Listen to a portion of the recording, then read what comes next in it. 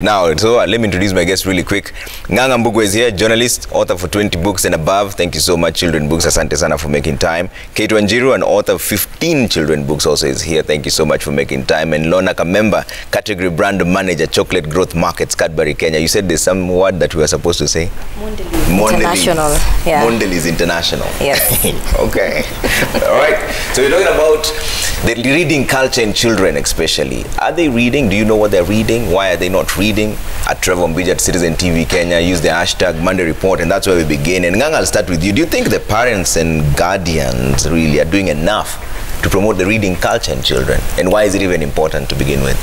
Okay, one of the reasons why it's important to promote a reading culture is because it gives children self-confidence, and it also expands their imagination, and it helps them to communicate better, and also prepares them for future careers. So that is very important. Yeah. Are parents doing enough? Those are people who want chocolates from you, from Cadbury's. Yes, go ahead. Yeah, about whether parents and guardians are doing enough, I think they can do more and they can do better. Number one, they can model, because children learn by seeing. So if children can see their parents reading, they are likely to read more. Yeah. Number two, we need more Kenyan content. Today I was doing some research and I saw in Germany, they publish 70,000 books a year. Their population is twice the population of Kenya. But in Kenya, we publish 8,000 books a year, which means we don't have enough local content for children and even for adults. Yeah, but whose fault is it? Is it because the adults themselves don't read, therefore the children don't emulate? Well, we have been socialized that reading is work. So we read to succeed in examinations rather than to succeed in life. So when we make reading difficult, or we make it mandatory, or we make it hard, then it ceases to be attractive to young children. Yeah. But if we could make reading pleasurable, we would have better results in encouraging children to read. Yeah. And one of the things that we need to do as Kenyan authors is to make our books interesting. If I ask you, which is a Kenyan adventure story you have read for children, or a story that is just interesting without having a theme or a moral lesson in it, there are very few books of that kind. So we need to make reading interesting. All right. Lona, what do you think? What are the reasons for the low children literacy rates in Kenya? So what we discovered is that the kids are reading stories that they can't relate to. So I'll give you an example.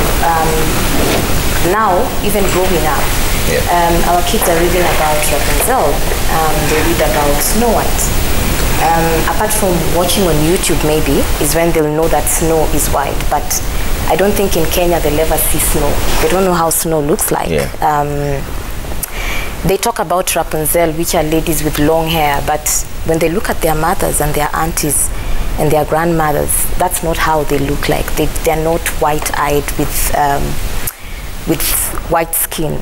As in, that's not how the people they relate to look like. So I think there's a huge disconnect in terms of these are the stories they're reading, but this is not what they're seeing in life. And trying to pick the lessons to understand, like Nganga said, it's about them growing that confidence. When you can relate to something, then even your confidence grows. Yeah. So I think based on the research that we did, we found out that 2/3 of Kenyan parents actually realize that Africa is not represented in the storybooks their kids are reading, even in terms of what they are watching, and even the storybooks that we read to them, the kids can't relate to them, and there's a need for them to now start getting these Kenyan authentic stories. Yeah. Kate, what has been your experience like? Because you're an author of children's books. What do you see them relating to more? Children love books that they can see themselves in. So imagine you reading a book and you see your name there, like Njeri, Odhiambo, Maina, whichever name it is, or a location. I remember when not necessarily a book, but an advert. If I see an advert and it's a location I know of, I get excited. Yeah. So imagine now a child reading a book and they're talking about their home country, their location, their home, their environment. It just makes reading a little bit more interesting and intriguing to the child, something that they want to do more because it's relevant to them. Yeah. But Nganga, children learn by seeing, right? Right now, what we are showing them is TVs, and they have gadgets. They are better at operating their phones even more than us. How then can we incorporate that to have a reading culture through the phones? Because that's what they're doing. Or do we still stick to the crinkle of the paper? You know me, I'm a traditionalist. I prefer children reading books in paper form. But because of the way technology has become part of our day-to-day life, I think as parents, one of the things that we can do and we should do is to ensure that we download apps with stories so that the children don't just play games. And because these days it's possible to monitor what is happening in your child's gadget, you can tell them, I'm giving you 30 minutes for play and 1 hour for reading on that gadget. So as parents, we should supervise reading even on gadgets, because the most important thing is to get the children reading. The format is not very important. It is the act of reading. And because we cannot wish away technology, we have to use it to make our children read stories that are relevant to them, and that they can identify with, and that are also relating to our culture and our way of life. Kate, how do you keep these children interested in a world where the interests vary every single day? New things come up, they will watch more different cartoons, they read different things. How do you keep it interesting for them? By having this creative space and giving them books that they'll learn a lot about. Children are not hard to please, in all honesty.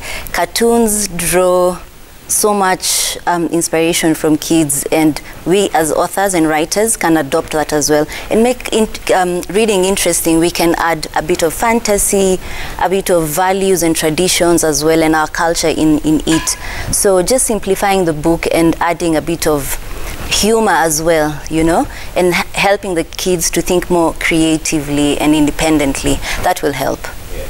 Lorna, you know, we know Cadbury's for chocolate. Why did you pick this initiative, Read to Succeed, and what is it about in a nutshell? We picked this initiative because what we notice is that human beings are evolving, people are evolving. What we do more is we focus in terms of marketing, we call it humaning. It's now focusing on people, trying to understand how are people changing. And I know you asked Nganga about technology. But what we notice, even you've said it, our kids are constantly on tablets and stuff, and it's trying to adapt with how your consumer is changing and trying to understand and emotionally connect with them. So when we looked at the campaigns that we've been doing in the past, we launched a campaign called Generosity. And Generosity just is rooted around Coco Life, is rooted around, we are being quite specific in terms of people-led marketing. We are looking at people, we are trying to empathize with people and understand what's happening in society. And that's where we came up with a societal social mission, that is Read to Succeed. And this came from the insight that kids are actually, if you empower a kid to read, then you gear up that kid for success in life. And it's what Nganga said, it's just not reading about going to school and doing your KCPE and your KCSE and trying to succeed in exams, but it's about empowering these kids to succeed in life through reading. And so the insight that we picked up is that, especially for the Kenyan children, they are reading stories that are not relevant to them, and that's not going to boost their confidence and to help them succeed within the Kenyan context. And so working through the generosity of others, remember, it's about generosity, it's about appreciating the acts of kindness from other people. So we are working through other people to help us curate those stories so that we can now ignite a love for reading in our children. So are you going to partner with schools, or how do you intend to play this out? So we won't partner with schools at this moment. What we are trying to do is work through our target audience, the consumer, the general public. So we are going to launch the campaign by, and that's why I'm working with Nganga and I'm working with Kate and I'm working with other influencers to just help us highlight that there's an issue, that our kids are not reading books that they can relate to. And once we do that, then we now ask we ask the entire public to help us to send in stories. Now, what has happened growing up, my mom, my grandma, they used to tell us all these Kenyan African stories, like how fire came to be and all that stuff. And what we've noticed is that those stories are dying with us. And kids nowadays, they don't get to read those stories. They're reading more of the Western books and all that stuff. So it's just trying to remind people, if you know of a story, one that you had when you were a kid, one that you've imagined of, one that relates to the current Kenyan context and make our books relevant, send them to www.cadbury.africa stroke in our own words, and let us get those stories, and then now we're going to be working with a publisher in partnership to edit them, to illustrate them, like Kate said, to make them so interesting for our kids to understand. And now we just want to revive all those stories. Yeah. And I'd like to hear about this from Nganga and Kate.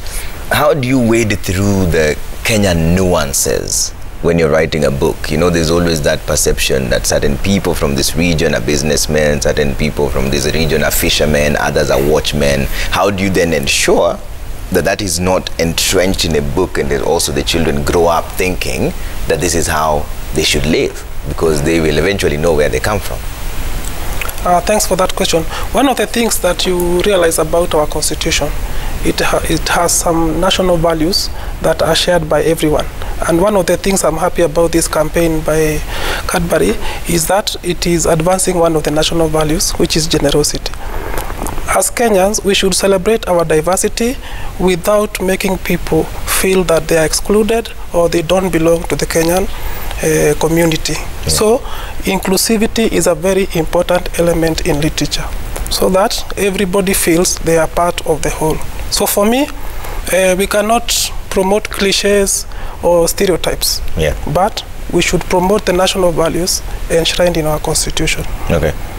Kate, what do you think?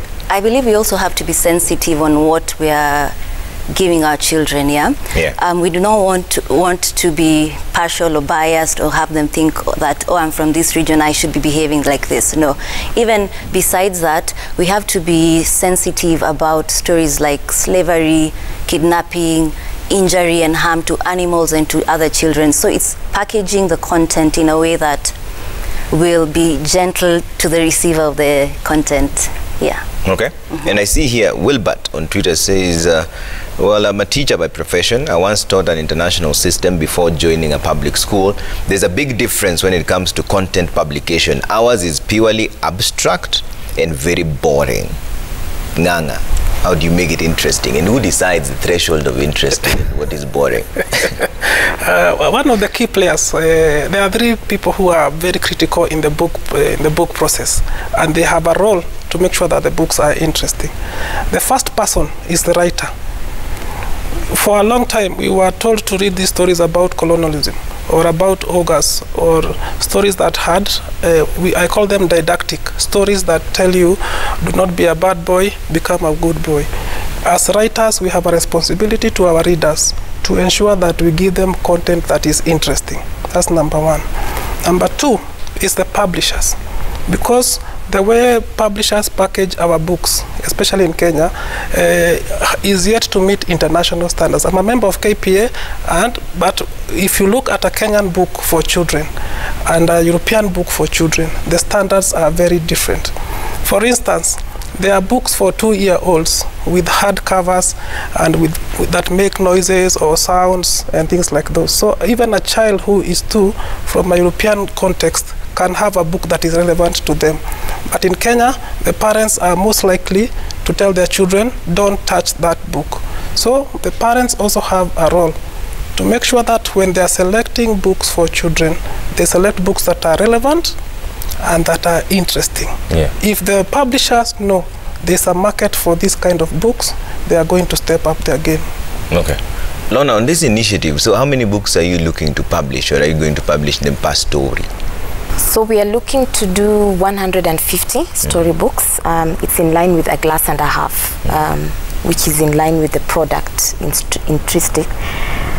So we want to publish 150 storybooks, but it's a long-time campaign. It goes all the way until 2023. I was just having a conversation with Nganga, and he told me I can easily publish 150 books by this year, which is really amazing. So if people actually come together and they send in these stories, I think it's something that we can do more. we're really focusing in terms of having a digital library. It's going to sit on the website that I talked about. And the digital library, we've zero-rated the website to allow children to easily access it for free. Yeah. So we don't want the kids to pay, and we want to make access as easy as possible. And by next year, we are also working to partner with a publisher to also have the hard copy books and now donate those books to the kids to read for free. Okay. Are you going to have some kind of quality assurance of some sort, so that if I come up with a story of Simbi Nyaima from my place and I have my own version of events, how then do you verify this to know that this is actually what the myth or the legend is all about?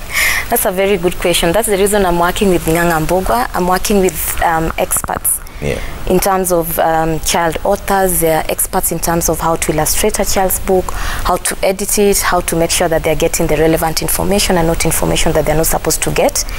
And also the partnerships in terms of publishing to ensure that we have the right editing, the right authors. Even if the consumers send a story, then we have experts who are editing the stories and illustrating at the same time to ensure that it is relevant and perfect for the children. Okay. Kate, you have more than 15 books. Which one was your best seller, and which one would you say didn't perform too well? And in your own evaluation, why it was one a bestseller and why did the other one not perform too well? Well, I wouldn't short sell myself, so I would definitely say all of them are bestsellers. My favorite, I would say, is Maria and the Tin Can Telephone, which Nganga assisted me greatly. It's about COVID-19 and how children would move around during that phase, and how, just to simplify it for kids to understand what was happening and giving them an easy understanding of it. So that was my favorite. Okay. Yes. Which one was not your favorite? Well, I wouldn't say I have a least favorite book. I'm the writer. I'm the one creating it, so I know I'm writing good books. Okay. And Nganga? Before I talk about mine, I think the story that Kate is talking about is a powerful story. Number one, about national inclusion. Because this is a story that starts with two children who want to reach out to each other despite the restrictions caused by COVID. And then when they discover that they can make these telephone lines that connect them to each other, they decide to spread this connectivity across the country. So it's part of the inclusivity that we are talking about. For me, one of my best books still remains for children is Kajuju and the Big Caterpillar. It has consistently sold well. For young adults is The Man in Green Dungarees, and for adults is Terrorists of the Aberdare. Okay. All right, let's bring up some of your video questions and comments that are coming through, and you sent them earlier on. Let's listen to what you're saying. You know what, Trevor? The current generation kid does not read books, by the way. I wish they knew there is power in reading these books. By the way, you will equip your vocabulary store if you read quite a number of books. But look at them. They don't read the set books, the books that they've been told by the government to read, the ones that will enable them pass exams and stop at that point, not knowing that there is something special in reading other books. Okay. Role of parents on this, Lorna. Is that where the rubber meets the road? Are we the ones who are failing the future generation? Or can we reboot this entire system by starting now? Yeah, so part of the behavior that we are also trying to change, like anytime you're trying to solve a societal issue, I guess it's also trying to change a certain behavior. We're also trying to encourage, with this campaign, we're trying to encourage the reading culture. And we believe that the reading culture can be fully initiated by the parent. And I believe it starts from an early age, reading bedtime stories to your children, buying them books that are relevant and that they can read, and the parent actually reading through the books with their children. One thing I appreciate about my daughter's school is that we do have online classes sometimes, and they force us to actually sit with our children and read these books and read the storybooks and stuff. And we notice that children, basically, they mostly pick from what the parents are doing. Like Nganga said, they pick from what you're doing. So if you also have the culture of reading, and you also bring them up from an early age in terms of, we read a bedtime story, we read all these other stories that you need to to know about, and encouraging them to continuously read. I think that's when now parents will start changing this nation. Okay. Yeah. Let's see on Twitter here, Engineer Lazaro Kanyambok says, too much concentration with exams has eroded our reading culture. Teachers resorted to teaching with exam papers rather than set books. And there's another question here from Captain Sankale Tipis. Says, ask Mr. Nganga, what challenges is he facing while researching and authoring books, because he started earlier. He used to hold a book every time when we were with him in primary school in Nakuru. This is someone who knows you, Captain Sankale Tipis. Captain Sankale works for the US military. He's my friend. He's a pilot. Yeah. You see, the love of reading starts early. For me, it started with my mother buying me books when I was a young boy. So we had Kiswahili books like Musa Nabata, Hekaya za Abunuasi, books like those. Yeah. And then we had the Ladybird series. I think it was by Oxford. I'm not very sure. And then we had stories like The Gum on the Gate. If you get your children to start enjoying reading stories early, they grow up with that up to adulthood. So that's why we keep saying parents should model and they should encourage their children to read. Yeah. Number two, we should encourage interactions between children and the older generations, especially their grandfathers and their grandmothers, so that they can also hear the oral stories from their communities, from their families, and from the national history. Yeah. Yeah. All right. Kate, what do you think? Is there one thing that you think the government can do to help authors sell their books even more? Yes, of course. Number one would be the opening of libraries in different counties. I'm 100% sure that the number of libraries in Kenya is at an all-time low. So opening of multiple libraries throughout the country that will host local written books will be an advantage, and also supporting the art industry, because we are artists in our own genre. Yeah. So supporting us through publishing, distributing, giving us educative channels of writing. There are a couple of ways the government can assist. Okay. Yeah.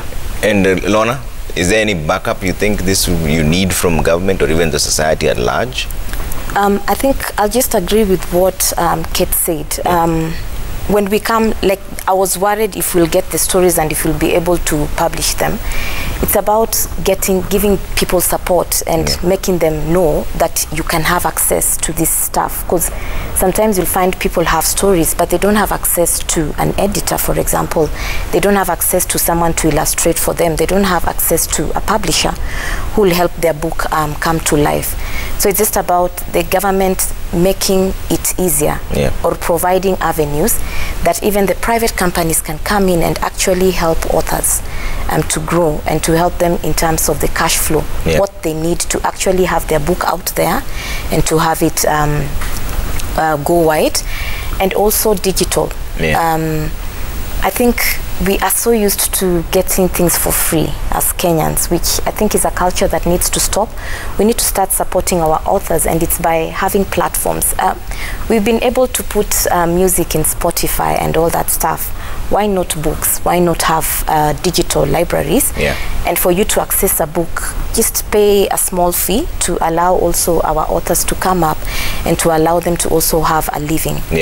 So I have this story I'm thinking of in my mind as a Kenyan. Where do they go, and is there remuneration for it? If someone is listening to you right now and they're thinking, I'd like to be part of this initiative, where do they start? What do they do? So for this campaign, because it's based around generosity and working through the generous intent of others, there will be no remuneration, but we will recognize and thank you, and we will also, in the books themselves, will also recognize that the story comes from you. For now, I think our focus is on the children and ensuring that they get these stories, they get to hear these stories, and we get out the books out there. That's why we're working very hard to ensure the website is zero rated. The people we are partnering with will drive skill to ensure that these books get far and wide and they reach the children. So for now, we don't have any remuneration, but remember the campaign goes all the way to 2023, and by then we'll have picked up a lot of the things that come through with this campaign, and it's just seeing what are some of the issues and how can we come in as a company to ensure that we are talking to authors, we are talking to these children. But for now, the focus is to ensure that the kids are having access to the books. Okay. Yeah. Katie, there's a question here for both of you. And Nganga, you want to jump in before I... Yeah. There's something to in line with what Kate has just said. Okay. That one of the biggest problems that writers in Kenya face is getting published. Yeah. But the moment your first book is published, it's easier to get the second one published. And that's the message that I think is important to send out, so that writers can know that, for example, if your book is picked for this project and it's your first time you're writing a book, it means that the next time you go to a commercial publisher, the chances of you getting published are much higher because already you have shown what you can do. So for me, this is an important campaign that Lorna's team is running, because it's going to eliminate what we call barriers to entry. So that young people who have written stories, or even older people who have stories for children, they can overcome that barrier, and from there they can get the opportunities to publish in future. What you're responding to is close to what Gatere Mwangi is asking, and this is a question to both of you, and Kate, you can take a go first. He's asking you to share the secret for Kenyan writers to hack a living out of writing and the opportunities therein, more so considering the low amount of royalties from the Kenya publishers. Well, echoing Nganga's sentiments, once you get past the first initial stage of publishing and your book is published and you're the author, from there it becomes a tad bit easier to get your books, further books published and recognized. A sustainable way of living, it's a hard one, in all honesty, but it's just pushing and pushing your work. If you're passionate about it and this is something that you will work hard for, there's always a means. Because Ubia here also says, Ubia from Kakamega, reading among children only works well for children from rich families. When I was young, I never had an opportunity to have these books. I represent a very large group where our parents thought of where and how to find a meal at the expense of storybooks. This is something you're going to have to deal with, right, Lorna? And how do you intend to wade through that? Because even if you say these books are going to be published online, there's automatically an entire group that is going to be left out. So launching this campaign, we do recognize that for you to access a digital library, you either need to have a smartphone or a laptop, for you to be able. I think that's the reason we are also going to be doing the publishing of the physical books, and then just ensuring that we are distributing them to these children who don't have access to either a laptop or a smartphone. But also we are trying to see how we can incorporate people with feature phones. So remember, the penetration of mobile phone in Kenya is quite high. So it's just about seeing how we can be able to incorporate feature phones, and also working closely with the radio stations to ensure that they can call in and give their story, and that the children can also listen. Also, part of reading is about narration and the children listening. It's also something we are looking at in terms of partnering with the radio stations to ensure that we have narrators who can have a segment whereby narrators can now narrate these stories to the children. I like that you bring that up, because there's audiobooks now, and Masese Kemunche here, it's like you can see my laptop from there. So he's saying technology killed the reading culture. I recall with nostalgia my reading of phonics, young readers, pace setters, and Moses series and all that. The other day, I bought Beautiful Nyakio for my child. It is still in the package 3 months down the line. So it's this time that we now think of audiobooks, for example, because we know the children now have mobile phones and they watch videos. Should we just go audio then instead? Nganga.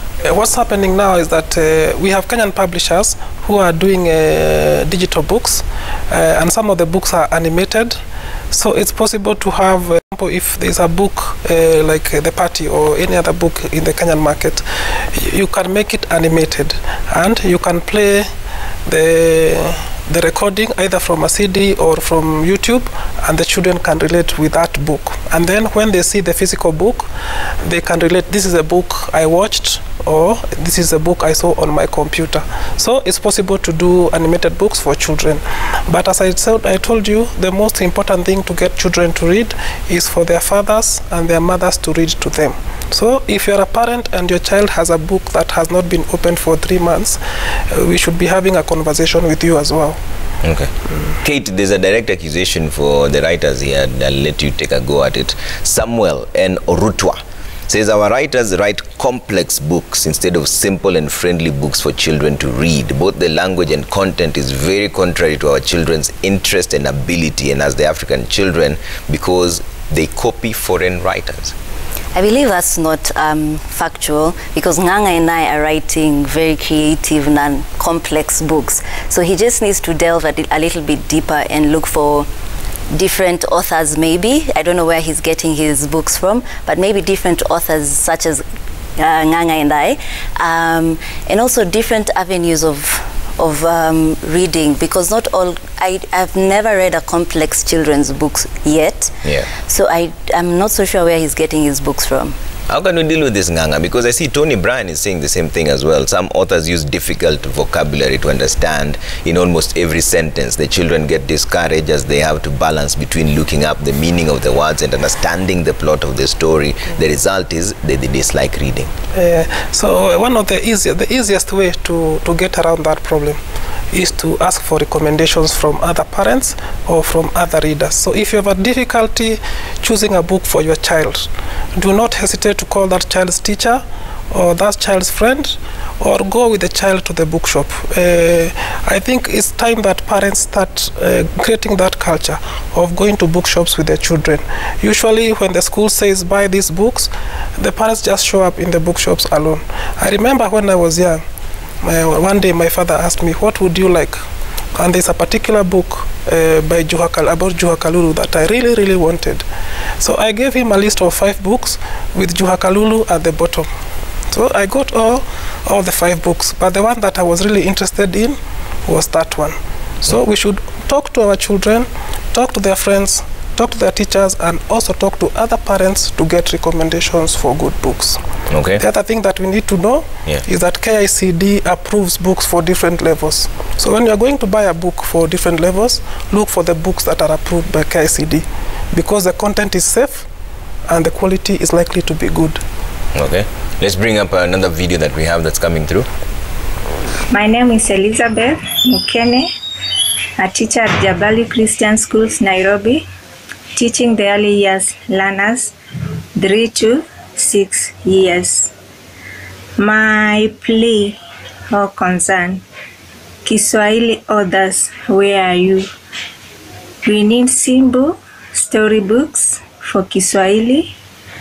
For this age, this is where we are introducing reading kusoma in both Kiswahili and languages we call. So we need more Kiswahili storybooks. Kate. I agree with her. We need more Kiswahili storybooks, and what I'm doing as an author is writing both English and Swahili books. So the English is translated to Swahili, so that if a child does not know either language very well, they can easily switch between the two and learn a bit more of either language. But yes, there are definitely more English books in the market than there are Kiswahili books. And I guess the reason is because Swahili is not an easy language to write. Yeah. It's very complex, and for us to deliver a simpler language to children requires a different level of Swahili competency that is not as easy to write. So we are slowly getting there. We are getting there. Yeah. Lorna, this is direct feedback for your initiative right now. You're now considering doing both languages? Actually, like, you can submit the story in any language. Okay. Yeah, because again, remember, we are trying to celebrate Kenyan authenticity. Like, we are encouraging people to be real Kenyans. I just wonder, do you think our kids can read, like our kids below the age of 10 years, will they read a book in Kikuyu, for example? Or will they read a book in Kisii or Luo? I don't know, maybe it's because I'm more focused in terms of Nairobi, where kids speak a lot of English and even Swahili sometimes becomes a problem.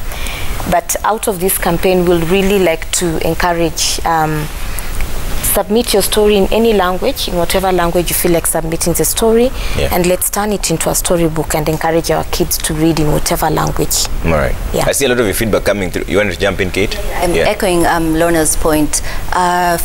It's actually recommended that early children education to be taught in their mother tongue. Yeah. So it creates a better and easier way of reading and learning. So yes, we can read and write in our different dialects, which will create a better reading culture for our children in return. All right. Yeah. Now to take a quick break here. When I come back, I'll read some of your feedback also and have the panelists answer most of them and the videos that you sent in also at the same time. Keep them coming at Trevor Mbij at Citizen TV. Can use the hashtag Monday Report. There seems to be a consensus that the parents have to be the ones to trickle down the culture of reading to their children. That will never be in wait. See you just shortly. I see a lot, by the way. Celebrate Africa. We'll read your tweet in just a bit.